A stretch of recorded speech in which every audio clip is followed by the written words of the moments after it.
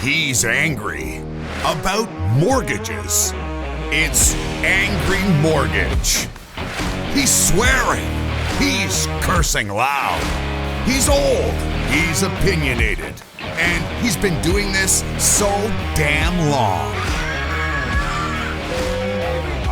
This program is about mortgages, and this is mortgage advice, but the advice may not apply to your situation. Contact licensed mortgage professionals for specific recommendations before you make decisions about mortgages. You may not agree with Ron, but if you don't, he thinks you're wrong. Oh, and did we say there is a lot of swearing?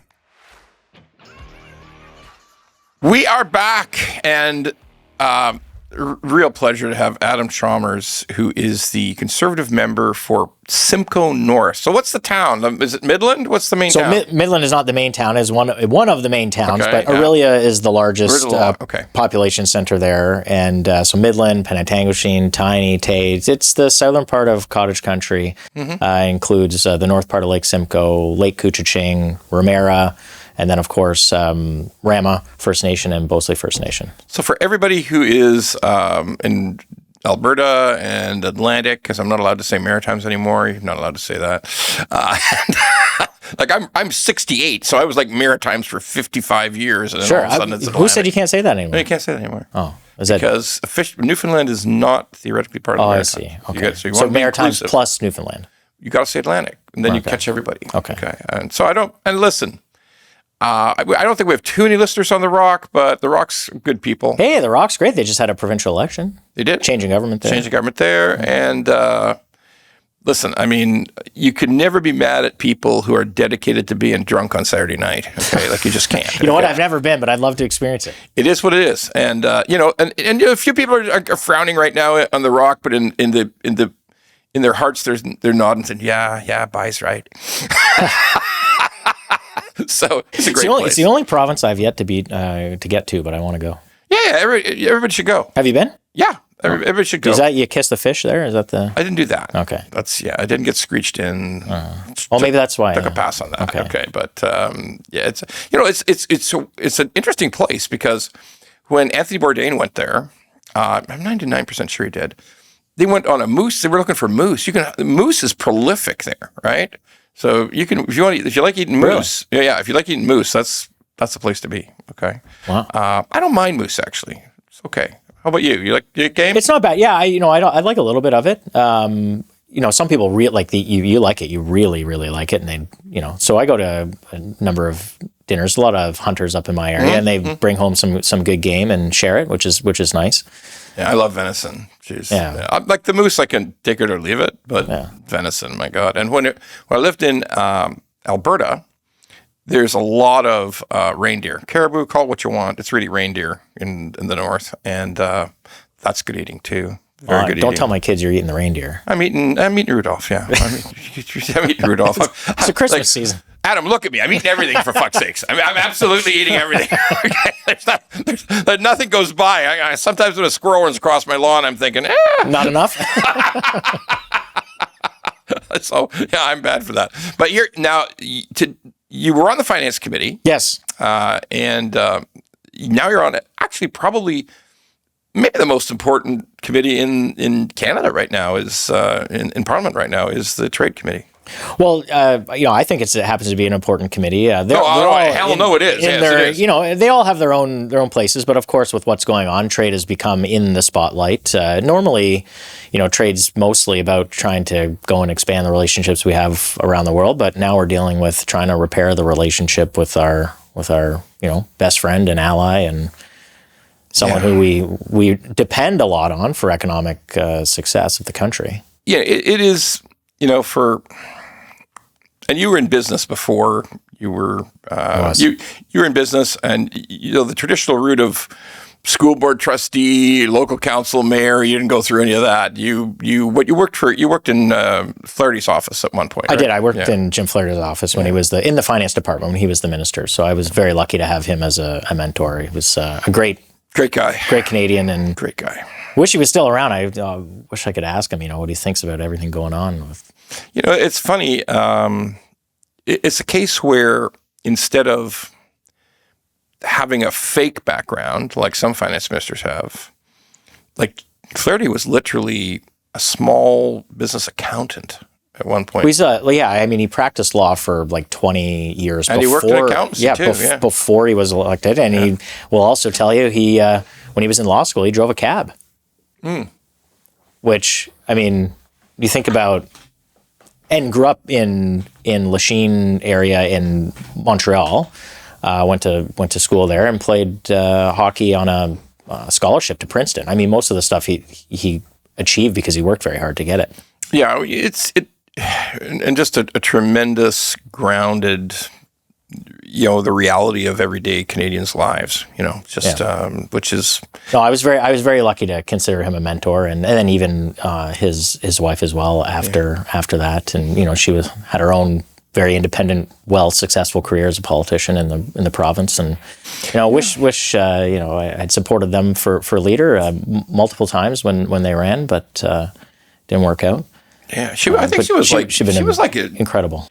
Yeah, Christine was it was like a tiny number of votes, right, for that leadership. For the leadership race, yes, it was. It was really I think tiny. Less than 1%. Yeah, would have been close, but that's. But then we end up with Doug Ford, and we all got a check for $200. Yeah, perfect. What'd you do with that check? You got a check. Yeah, what did you do with yours? I just frittered it away. Yeah. I mean, like when you're 68. You just, when some free money shows up, you just fritter it away. I mean, like, it's not like you realize at a certain age, you got to get going. And just if money comes, try to get rid of it. Use it. Just use it. Could you imagine Chrétien's 92?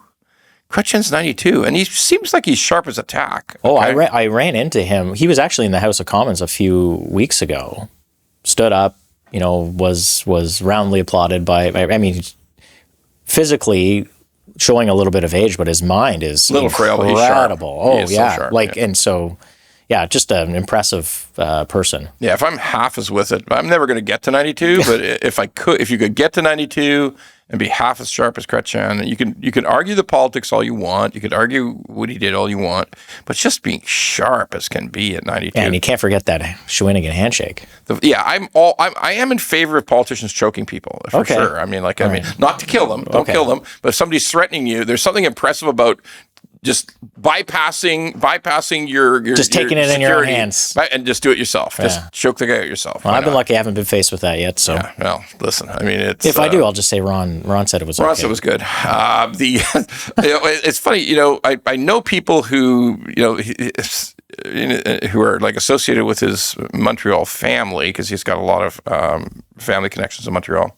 So my friend is sitting on a couch, and eventually somebody sits down on the other side of him talking to somebody else.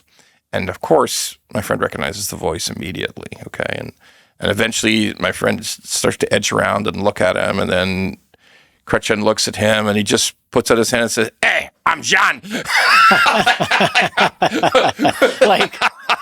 Hey, we know who you are. Which is exactly what he said. He said, "Yes, I know who you are, Mr. Prime Minister. Yeah, yes. I know who you are." That's funny. But look, I mean, there's a lot worse things that a Liberal Prime Minister could do than balance the budget, right? I mean, we'd be nice if we could do that now. Speaking of budgets. No balance in sight. Right? No balance in sight. Speaking of budgets, what's your overview? What are your thoughts on it? A couple of things. I mean, to your point, there is no balance in sight at all. We're running a deficit larger than outside of COVID and the financial crisis. We're not even in a recession at the moment. $78 billion, which is, the Prime Minister ran in his platform on a $60 or $62 billion deficit. So this breaks his own election promise and almost double what Prime Minister Trudeau had proposed just about a year ago. So, I mean, this is way and above what anyone had expected. They let a couple big numbers float out there. Yeah, they leaked like 90 million, you leak 100 million. You leak 100 and say, come in at 75 or 78 and say, oh, look, we're not as bad. But I mean, so that's the headline. The other headline, which I think is just hard to escape, is what we're spending on interest on the debt. Right? So we are now spending about $56 billion a year on just paying interest on the debt. Yeah, it's over $1 billion a week. That number in just a couple of years is going to get to almost 80. Jeez. It is more than we send to the provinces for healthcare, right? And it is also more than what the federal government receives from GST revenues. So you think every time you go and you get the receipt and you see this GST and go, son of a gun, GST, that what you're paying in that tax doesn't even cover what every human in Canada is paying. The interest on the debt. And so that is just like at some point gravity takes over, and it's hard to kind of get out from under it. And then even to break it down smaller, in 2015, 6 cents of every dollar was spent on interest on the debt. In a couple of years, that's going to be 13 cents. And anyone who had warned and was nervous and raised some concerns a few years ago when that number went from 6 and then to 7, then to 7.5, people said, "Oh, don't worry about it. Like you're tilting at windmills. There's nothing to worry about." So, well, how do you go bankrupt? A little bit at a time, and then all at once. All at once. Right. I'm sure you see that in your business. So, people get into trouble and, it happens a little bit and then it just it's a wall, right? It's a wall. But that, it is really, really hard for the average Canadian to absorb the idea that, because naturally when governments talk about debt, they call it an investment. Right. But if you're in business, you understand that an investment is meant to create a return. Sure. Okay. So, but again, that's just, it's like the new buzzword of catalyze. That's the new. I didn't even know that it was a word until like 6 months ago. I thought it was in your car, like a catalytic converter. Right. Okay. Like I didn't know that people steal. They steal these out of your car. They take the parts they strip out of your car. So I'm thinking, like, catalyze. Like, what does catalyze mean? I mean, we're going to catalyze half a trillion of investment fancy words to get people to distract them from what's really happening. Because subsidy is the real story, right? Correct. Like, that's the actual truth. Absolutely. Well, there's this notion, this suggestion that the government is going to they use the word catalyze. And then all these examples they use are where government will partner with the private sector in some of these projects. The government will partner and raise a fund to invest in something, and the government will be a partner. All that means is that all the losses will be socialized and all the gains will be privatized. It means the government is going to end up taking the first loss if things go wrong. You look at loan guarantees, a whole bunch of examples of how this can go wrong. The other concern and the risk, I think, if I was giving advice to the Prime Minister, not that he's asking me for it, is that when you get the private sector and the government involved in a lot of these deals and so close, it then becomes, who knows who in order to get the benefit or the subsidy or the close relationship in order for that payoff at the end of the day.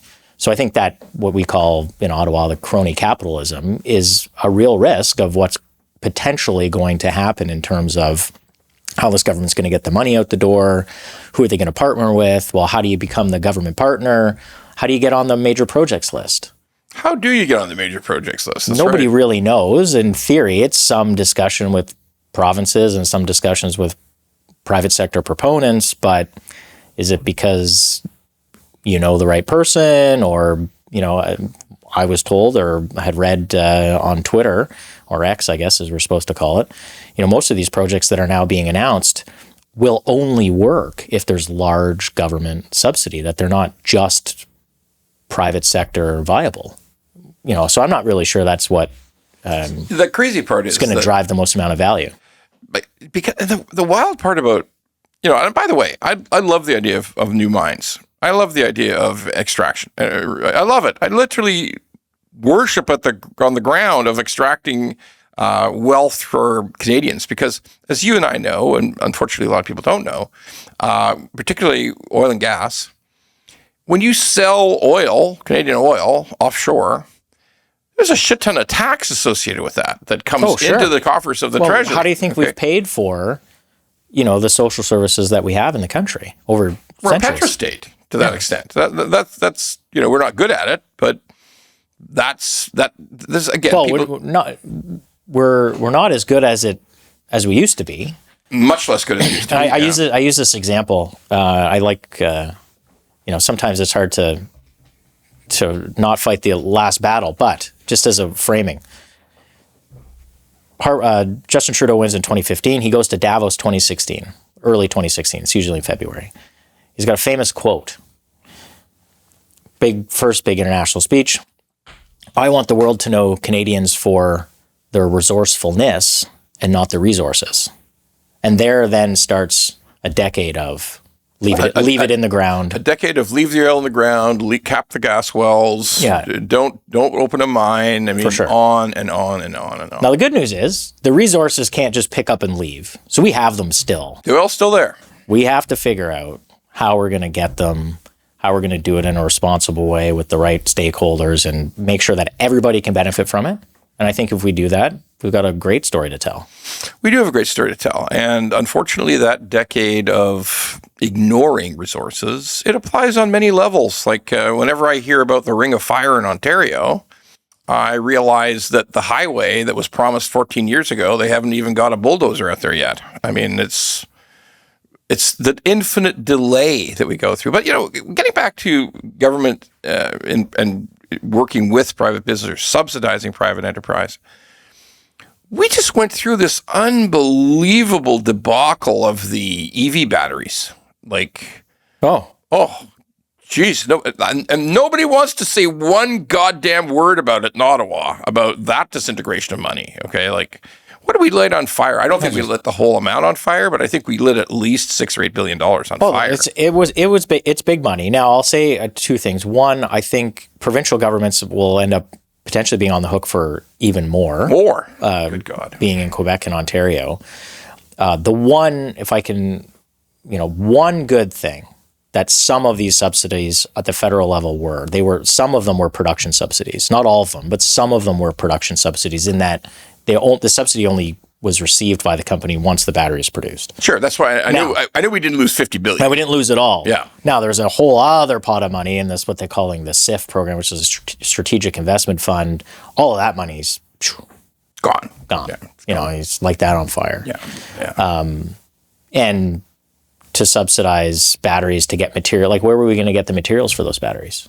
From the Ring of Fire that there's no road to. Right, exactly. So I mean, this is it probably was not. Anyway, we'll have to see how it all turns out. And again, if a company's not going to want to put a shovel in the ground, but it has 75% turned out. I mean, they just went bankrupt or closed or said we're not proceeding. I mean, that's 75% of them. Yeah. I think we'll get one, I think. I think we'll get the Volkswagen, maybe. Okay. Maybe, but I mean, at least in respect to Volkswagen, and I don't know the intricate details certainly of the deal or what they're planning in Ontario. But if you just look at what's happening in the global auto market, and just even Volkswagen in particular, they're reducing some of the production at other electric vehicle facilities. So why would they build basically everywhere brand new one somewhere else if it wasn't for the government subsidy? Well, yeah, and again, I don't actually mind government making choices about trying to encourage industry, but for the love of God, can we not just encourage industry that's actually here? We have a successful energy industry. We have a very successful energy industry. We have had a successful mining industry. We could have it again. We have a successful hydroelectric industry. I mean, the reason that there will probably be a deal on aluminum is it's the cheapest aluminum in North America. You know why there's probably a deal on aluminum? Yeah, it's the Ford F-150. Its body is mostly aluminum. Yeah, and guess how many of those things come into Canada every year and get sold every year. Exactly. I mean, look, there. And it's hard. Again, it's hard for the average listener and average watcher of the podcast to understand. But we have certain key industrial advantages in Canada, and aluminum's one of them. I don't even necessarily know we have any aluminum ore in Canada, but what we have is the most vital thing for aluminum is massive cheap electricity. Absolutely. That is how you make aluminum. Not only is it cheap, if you're one of the folks who thinks climate change is an absolute catastrophe, not only is that cheap, it's hydro. The cleanest. It's absolutely clean. So that's what I always found fascinating. You take most of the big sectors in Canada, whether it's steel, aluminum, concrete, any of the large, or even in the extractive sector, most of those sectors, compared to their international counterparts, all have much smaller carbon footprints. Much smaller. And even include agriculture in that as well. 100%. So our public policy for the last 10 years has actually been to effectively been shrinking the Canadian industries who have a better carbon footprint than their international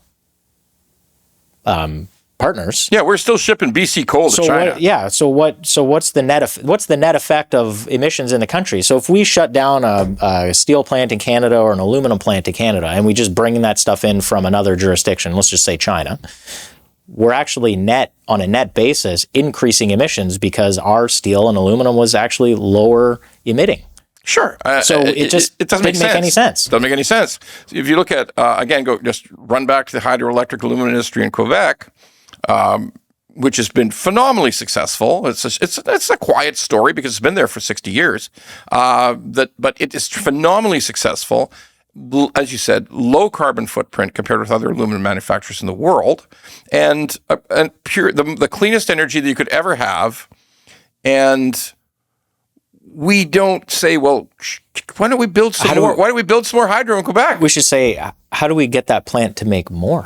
Make more, not less. And let's scrap the goddamn industrial carbon tax on these things. Well, that's part of it, right? So the industrial carbon tax basically has an effect of reducing production at these places because they're diverting resources into that and not reinvesting in property, plant, and equipment. We should actually be wanting to sell more Canadian aluminum, more Canadian steel, more Canadian wheat, more Canadian, kind of concrete precursors and all those kinds of products. That actually would be better for global emissions if that's what we were trying to optimize for. But we should also be trying to optimize for Canadian jobs. We're reaching the point where that's the most important thing to optimize for. There's no question about that. Final note on the budget, which you touched on, but I just want to really ram home for everybody who's viewing and everybody's listening. The budget projections, the deficit projections for future years are frightening. Like typically when a budget comes out... Be careful, you're sounding like the parliamentary budget officer. He was scared. Yeah. Did they fire that guy? Well, no. They're trying, I think. Trying to fire him, yeah. His point was really simple. At least with Trudeau's budgets, they would always lie and say, we're going to get to balance in 8 years. We're going to get to balance in 7 years. We're going to get to balance sometime. Never came close. So it doesn't matter. But they would show. But they would say, hey, we have a plan to do this, okay? Right. The Carney plan is big budgets for eternity. Forever. There is no plan to get. There's no plan. We're going to run big deficits, huge spending, pray the revenue keeps up. But it's investment, Ron. It's investment, yeah. So it doesn't count. Yeah, it doesn't count. Yeah, no, and they also, part of what's baked into these numbers is an assumption that they will achieve a bunch of operational savings, which they haven't been able to, the government for the last 10 years has not even been able to successfully wind a program down. No, they've never found any savings. They've got bigger, correct, more headcount, and less productivity, uniformly. Right. And so in these big deficits that are already projected, they assume that they're saying about $60 billion over the, about $13 to $15 billion a year. What are the chances you think the government's going to be able to find $15 billion in savings with the current folks? Yeah. Huh. Look, I mean, unlikely. I hammer away at this as often as I can. There's 53,000 people at CRA. And when a taxpayer calls in to ask a question, they're wrong 83% of the time. Wouldn't it be better just to let 20,000 of them go and then it would still be 83% wrong? So what's the difference, right? Or maybe we let go the people who are wrong and we keep the ones who are given right answers. Should we do something that isn't crazy, right? No, but now the answer from the government is they're actually going to have CRA do your tax return for you. That'll work out perfectly. Right? So I would say, we have to get back to basics. Let's do the basics right. Before we start adding on more things to do, would it be nice to help low-income people fill out their tax return? Absolutely, but there's already a service to that. The CRA has been trying to do it for a number of years called Telefile. You can call in and do your tax return over the phone. Sure. Now they want to expand this program and just start doing everyone's tax returns, but you call, you're 2 hours on wait, on hold. As you said, the information you're getting, you have to question that sometimes. So let's do the simple stuff. Let's get that done right before we expand and try to do fancy things. Yeah, every time they talk about bringing AI into government, the first thing I think about is the Phoenix payroll system for government employees. Wow. Okay, it's still not. Still doesn't work. Still not. Not perfectly, but What do we spend on that? Like initially it was about $3 billion, and then the fixes I think it's ballooned now. The fixes are much higher. I haven't followed that one as closely, but that's you start billions of dollars, your eyes start to gloss over. It's just too much waste. I mean, I've been in Ottawa I'm in my 5th year. I have still not found the money tree that everyone seems to think that is there. And government just keeps finding money for, throw in these black holes of experiments and new programs. And real smart buddy of mine, Stephen Penwasey, he looked at the plan to the $25 million. I like Stephen very much. He's great. Terrific. Great Twitter feed. And he's just so smart. And he's ruthlessly, devastatingly accurate, I always say. Tells the truth every damn time. Just the truth. I don't even necessarily have a side here, but I'll just tell you the truth about how this works, okay? It talks about, hey, our friend Evan Solomon, the art thief. No, sorry, the art connoisseur. Sorry, that was just a complete misnomer there. The art connoisseur, who's now running the AI, because they got to invent a new ministry. Anytime something becomes popular, they invent a new ministry. So Evan Solomon's there saying he's going to spend $25 million on a study of how he's going to achieve these positive results with AI. And Stephen said, listen, I'm in the business of data analysis. I do this for $300,000. Well, is that what he said? Yeah. He said, yeah, I can do this for I could find people. I could find the best people in Canada in the private sector to do it for 300 Gs. That's it. You're 25 million, right?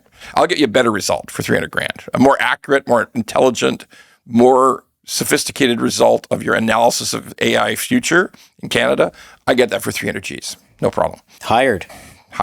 Yeah. We should hire. I mean, this is part of it. This reminds me of the Arrive scam debacle. Yeah, right. Same kind of attitude. Like people could have built that with much less, much fewer resources, much less money, much less cost to the taxpayer, and in a probably shorter amount of time. So then that exposed a whole level of grift on total grift. Just to remind everybody, Arrive Canada app, which turned into Arrive scam because something that was supposed to be budgeted for $8 million turned out to be $60 million, and then it turns out that there was 2 guys farming the money out to somebody in Slovenia to do the programming. So anyway, it was like just the most massive fraud you could ever imagine. It turns out the business address was on a Aboriginal reserve, so they got an extra tax credit, and but nobody actually worked there. So. Yeah, the whole thing was. It exposed the contracting out system that's obviously broken, but with no fix whatsoever. Right. Like no one's been charged. Like they pocketed $68 million. Well, for a while, the government hadn't even asked for the money back. Did they ever get a cent back? No, I'm not sure they ever have. No. I think they've asked now, but we were trying to push them to ask for the money back at least. Give us money. Try to recover it. Yeah. But that's where we end up. We end up in a place where nobody in private enterprise understands where the cost of these things comes from and where the money goes. It's just a mystery. Just poof, up in smoke. So we got to talk about trade. That's the committee you're on. And I'm going to say it straight out. Like as a person who's lived in Ontario for most of my life, it's scary. It's scary. I mean, I don't think, I'm on record saying this, I don't think the automotive industry survives in Ontario. Maybe, you're a negative fat bastard, Ron, but hey, every time Trump talks about the automotive industry, he has one single statement he makes, one sentence. We don't need their cars, because they don't. Like if they took the plants are closing or downshifting or less lines or whatever, they're just shrinking as we speak. And we all know the news stories. Stellantis in Brampton gone. Oh, we'll bring something back someday. Melanie Joly is going to sue them, so that'll work, right? I think she said she looked at them and told them that she wrote a stern letter, right? She wrote a very stern letter. We're gonna come after you if you don't put. So that's closed the little electric van plant. It's closed. They'll never go back. Oshawa cuts down another line. It's just like, and here's this. I think it's the point you made before the show. It was a great point. All of these people are American. They are Americans who are operating car plants here, but the bosses are Americans, and they are fine with all the plants coming back. Well, and certainly the unions in the U.S. are more than happy to accept the jobs returning. So I think you're right in terms of being concerned. And I don't know what it was like, how exactly it worked, pre-NAFTA, but, doing a lot of research in terms of, the Auto Pact and where Auto Pact's the 60s. Where right? Canada could effectively export to the U.S. tariff-free the number of vehicles it imported from the U.S. every year. If we went back to something like that, then you would say, okay, well, how would the auto sector look like in Canada? Well, it probably wouldn't be as large, but then you have to figure out, well, who would be able to survive and continue to make vehicles in that environment if we went back there. And that's an if. Trump, the president, has said he basically wants every job, I think. He wants every car. He wants every single car. He wants every car, so that's every job. Yep. And so, in our area, especially in Ontario, but in particular in this part of Ontario, that's a lot of families. That's a lot of jobs. That's a lot of incomes. And then to find out that currently in the negotiations with the president, we haven't even talked about autos yet. I mean, we're already 8-9 months into this, or more. Yeah, almost a year. The imaginary deal that was talked about a month ago was just steel and aluminum. There was no mention of vehicles. Does not include autos. So how much longer can the auto sector kind of hang on? And from some of the players, they say the international ones, they're in it for the long haul. They're in it for the commitment, and they value the long-term relationship. But if they're eating the tariffs every month to the tune of couple $100 million a month or $150 million a month. Well, how many months are you willing to eat that before you say, well? Yeah, because the Japanese automakers assume there is going to be some settlement, but if there's no settlement. But if there is no settlement, or we just in this kind of limbo period, they have to start making capital allocation decisions. They have, as we sit here, they have bosses and folks that are looking at the global footprint of the organization that are in another country. Yep. And that's why the auto sector, the part of the negotiations, trying to figure something out where we can save as many jobs as we can, I think has to be a priority. But to know that we haven't even been talking about with Americans yet is very concerning as an Ontarian. Because you were down in Washington having these discussions, and you discovered there's just no dialogue on auto at all. No, and in fact, at the beginning of September, meeting with some of my counterparts, it was sobering on a number of levels.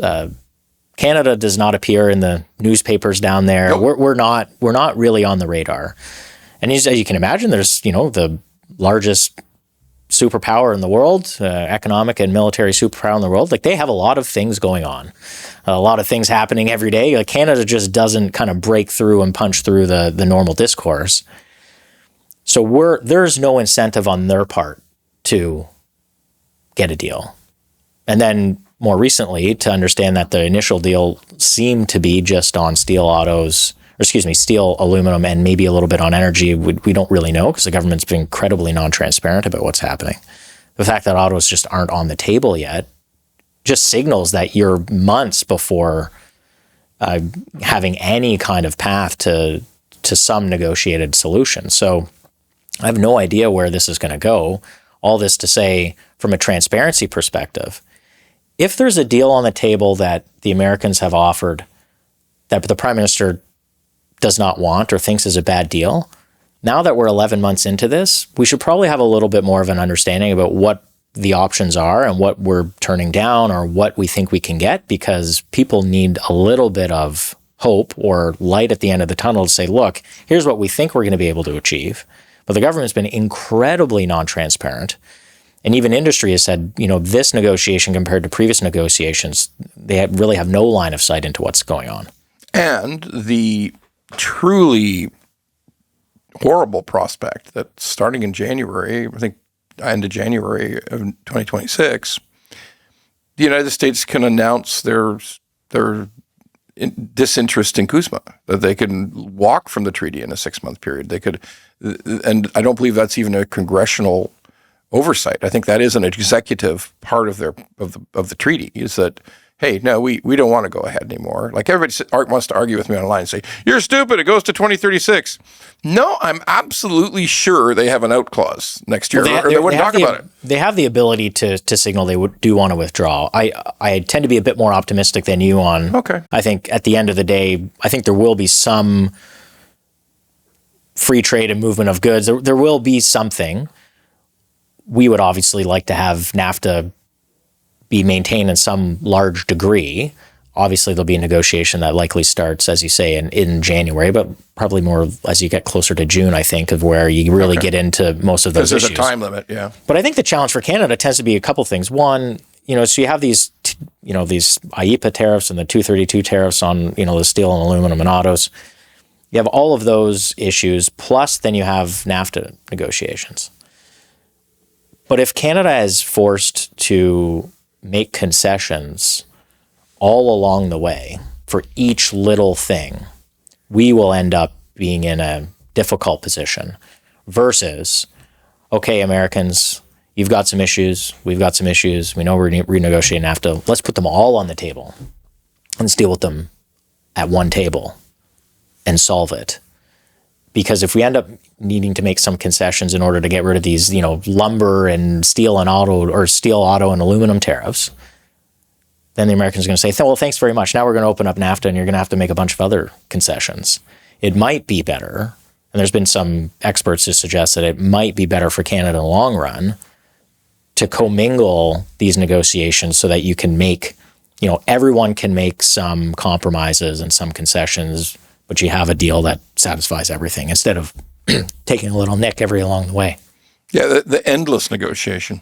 So, which, by the way, benefits the U.S. Like not having a deal benefits the U.S. By far, as opposed to us, because it benefits the U.S. to the extent that to your point, every month that ticks by with a factory auto plant losing money. Their head office is underwriting the cost of the vehicles. It brings them closer and closer to making a decision. Absolutely. Okay, that's just and the Americans know this. Yeah, 100%. I mean, and again, your point about, hey, in spite of the ill-timed, poorly thought-out Reagan commercial, which the Premier Ford will tell you is still an act of genius, we're not on the radar. They're thinking about, they got soybeans to worry about in China. They got other issues on their plates. They're not thinking about us. They've got multiple wars in different continents. They've got, a very difficult relationship with China that they're also trying to manage. Or should they invade Venezuela? Right. And then there's National Guards going into different cities and stuff. I mean, they've got a lot. There's a lot. They're flooding the zone with a number of issues down there. In Canada, I think in a perfect world, we would have been able to go to them and say, look, we are aligned on pretty much everything. We view China as a force that we have to manage in the world and protect ourselves against. Like, we can help you with that. We can help you with economic, like continental economic security, energy, military security, right? I think, I heard someone say this on a podcast, which I thought was a good insight, which is the U.S. has been successful as a kind of primary military and economic superpower in the world. I think if Canada says to them, hey, we can help you maintain the leads in those domains. We can help you become more economically powerful. We can help you maintain your military supremacy. We'll do what we need to do in the Arctic to protect the continent. I think there is like a positive story to tell there, but again, you have to be able to get into the door. You have to be able to get on the radar down there, and the Americans need to be motivated to make a deal as well. Yeah, to your point, they need to feel the pain of expensive aluminum for a little bit of time. Like they want like their cans of beer. They like just like all of us like their F-150, and they like F-150s. Sure, absolutely.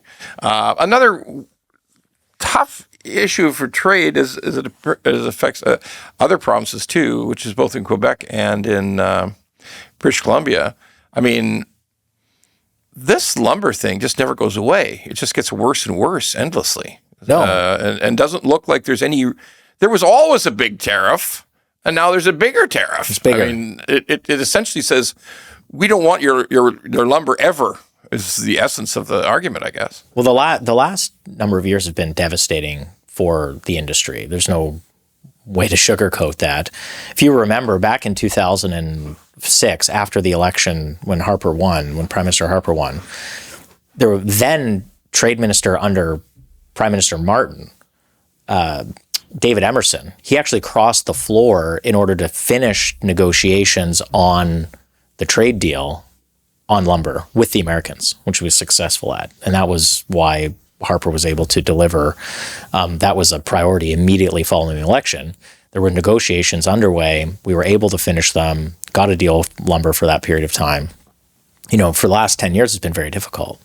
And there is no real solution in sight. And not only that, the government, in order to try to get the Americans back to the table for the current negotiations, the Canadian government has withdrawn formal complaints about lumber tariffs against the United States. So you're saying elbows down? Well, that's what you would say. Well, some might say that. Definitely not elbows up. Put it that way, Ron. Not elbows up.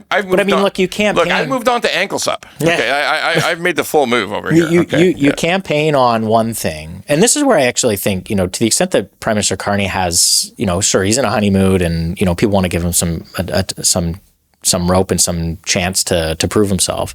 He is establishing himself as having a little bit of an issue with saying one thing and doing another.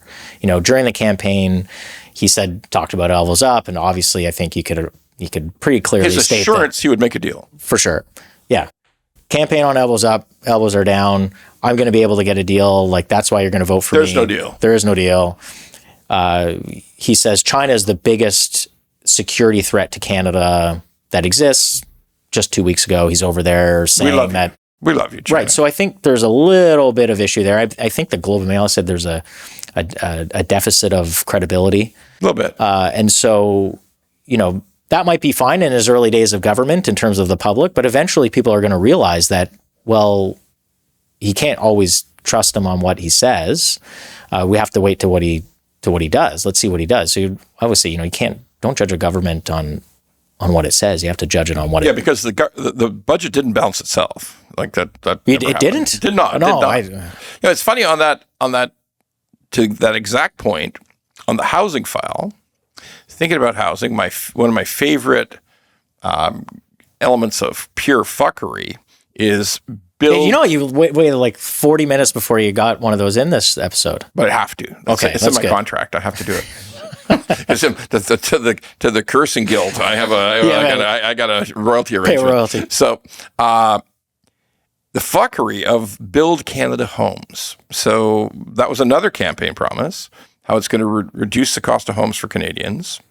And of course, it has now morphed into Carneyville modular yurts, which there is not. They've reached the point now where they've opened up on two fronts. We're never going to get the 500,000. That's Gregor just said. That was the promise. Yeah, but Gregor just said, no, in 10 years we may get to an extra 150 or 200 or something, but it's going to take 10 years. Somewhere past 2030, there's going to be maybe more. So Gregor just, choked that one out the other day. But the crazy part is, and the thing that I keep hammering away at to tell this to Canadians, there's no houses to buy in this thing. Well, no, you don't own them. No, never. You'll never own them. You'll never own them. Never own them. Everything about Build Canada Homes is rentals and social housing. Now, I'm not beating up on rentals. I'm not beating up on social housing. But wouldn't it be nice to tell the goddamn truth, okay? Hey, Build Canada Homes is just social housing and rentals. You will never buy a single home. Single Carneyville yurt will never be built. Modular yurt will never be built to buy. That's not the plan. It's all rental.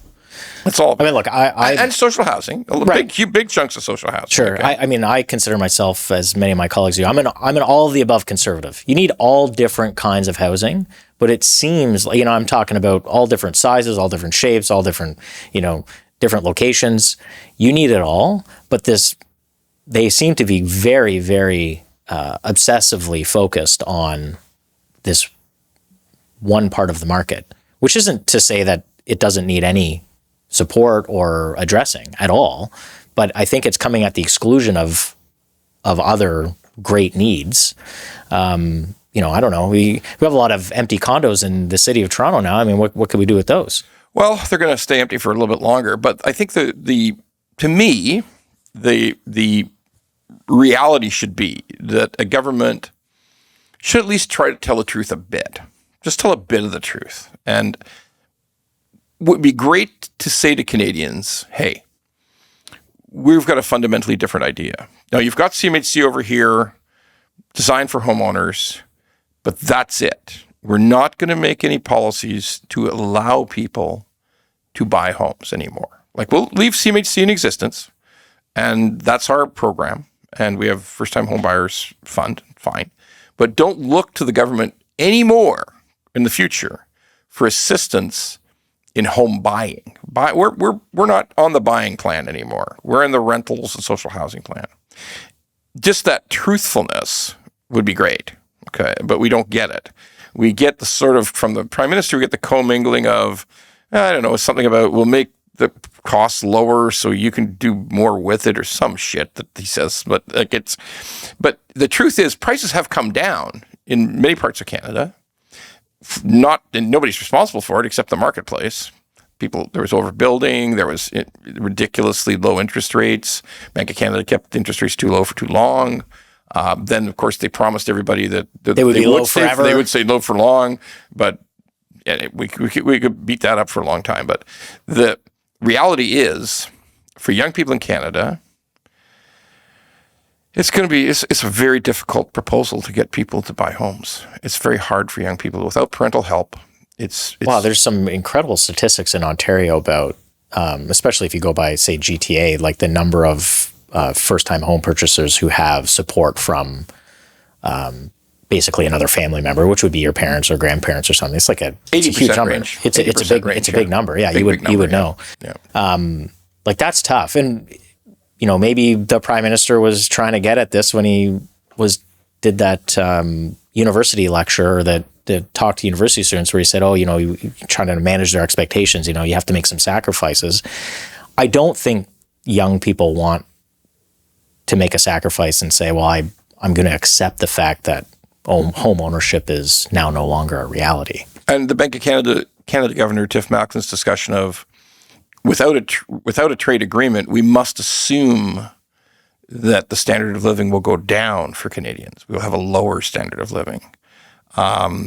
That to me is a horrific concept. Like things have been so hot for the last 5 years. So worse should not be an option. Well, we have lower per capita GDP today than we did in 2017, 2018.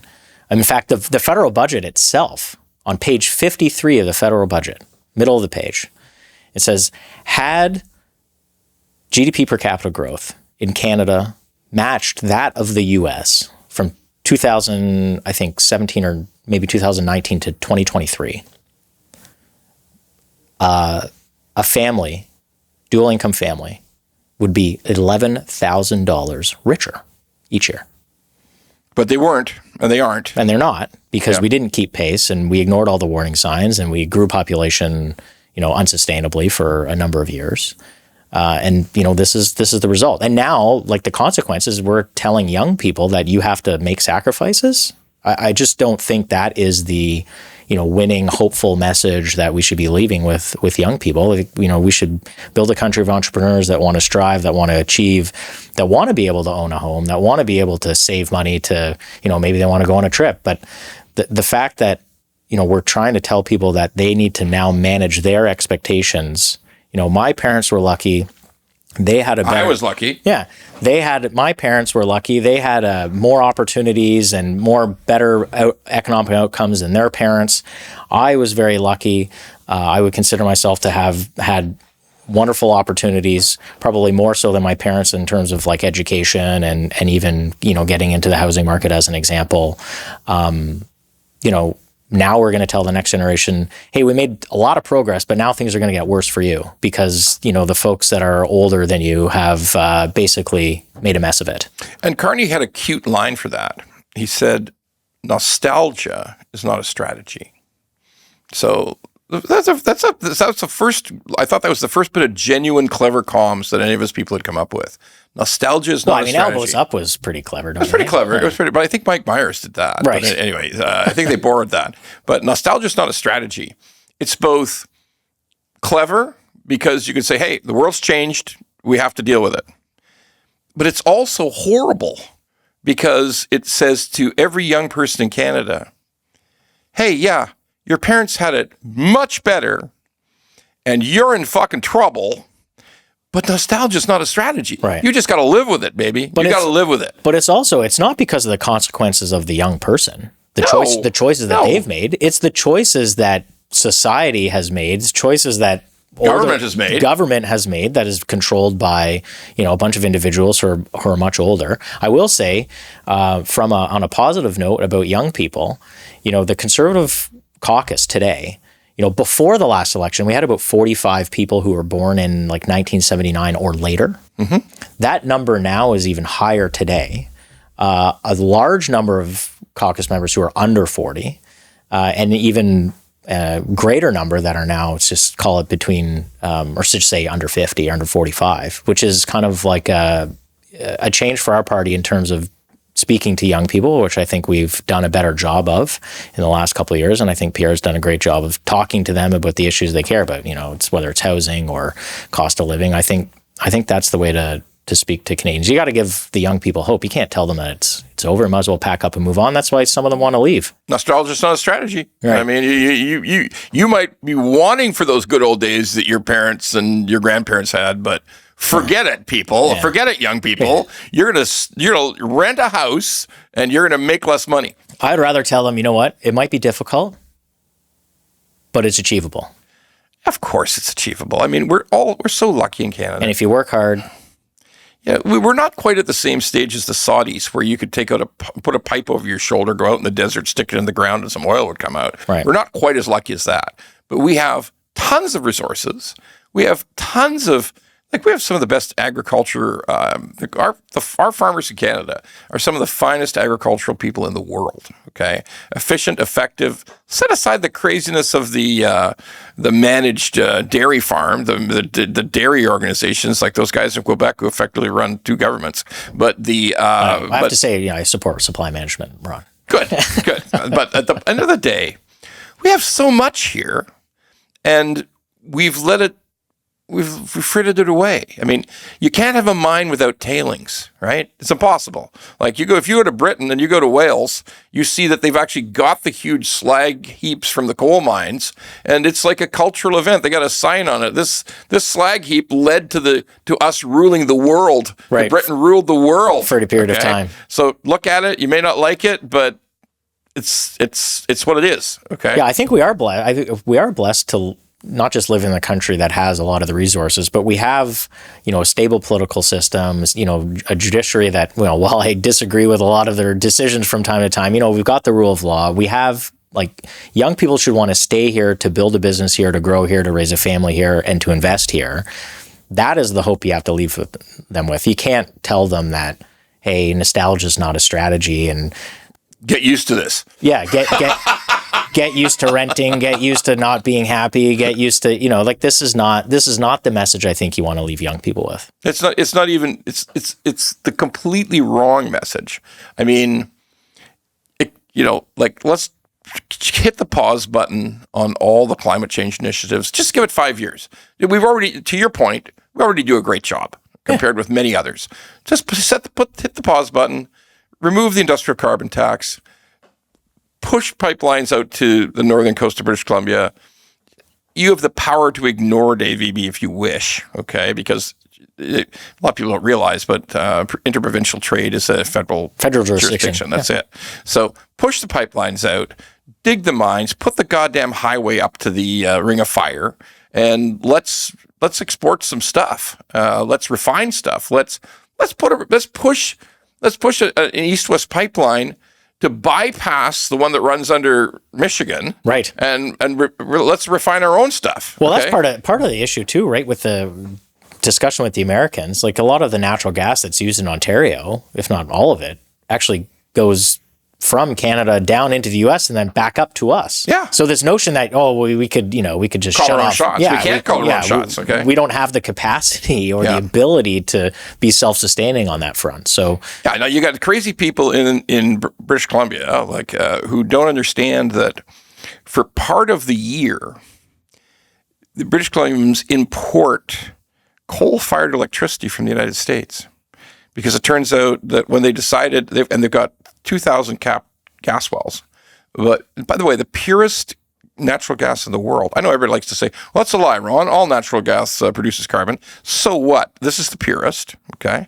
And it is 300 years reserves that we have in British Columbia and Alberta. And in Vancouver, they're telling everybody, you can't put in a gas heat. Or stove or whatever. No, it's got to be electric. Everything's got to be electric. And they will buy, for the part of the year where there's the highest need for electricity. At peak times, yeah. At peak times, they'll buy from the States coal-fired. It's coal. Yeah, I didn't know that. That's a fact. Okay, they even had to admit it. Like when somebody discovered it, they started going after them for last month, 2 months ago. Finally, BC Hydro, the people who run it, looked at the graph, looked down their shoes and said, "Yeah, we have to import sometimes. Yeah, we do." Okay, so because nobody's built a dam in BC forever, right? I remember when I was growing up in school in the mid '90s. The pollution was a big deal. And one of the sayings was, well, pollution knows no borders. Okay, I agree. If we're importing electricity using coal, why would we not want to use a lower emitting fuel like natural gas, of which we have an abundance, and we could be more self-sufficient? I mean, look, the path to economic prosperity in this country is going to be more economic independence. And how do you get that? Well, you get that by harnessing the energy that you have and harnessing the entrepreneurial spirit and allowing, trying to get businesses to stay here and to want to build here instead of, fleeing south. Instead of billions fleeing the economy and investment, billions and billions in the last 8 months, let's have some, if we said, look, we're going to really unleash the extraction sector. We're not going to talk anymore about carbon-free oil. We're going to stop that, low carbon. We're going to stop talking about that. That's over with. Okay, we're going to remove the tanker ban by whatever means we have. We're going to push pipelines as far and as fast as we can. We want to sell the last drop of oil in the ground. Yeah, it should be Canadian. Should be Canadian, 100%. And let's use it. To your point, let's not have anybody in Michigan be able to tell us that we will shut your gas off. Yeah, exactly. We're going to shut your gas off. So.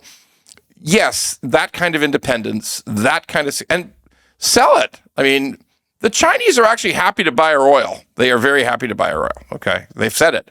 Chinese, the Germans have been here, the Italians, the Poles, right? You think about all the other countries that would just, they desperately want our energy, and it's going to displace Russian energy. So, why would we not want to do that?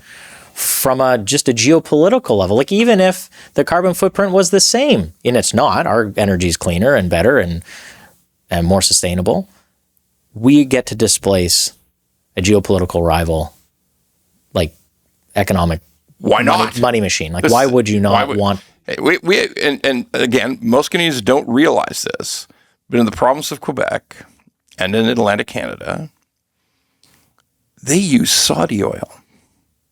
It comes in. Tankers come down the St. Lawrence to the refinery in Quebec City. Saudi oil comes. They don't use our oil in Canada. They won't allow a pipeline across the border. Okay, so there's so much we could do. Things could get so much better. Revolutionary change, but I don't think we're getting revolutionary change out of this government.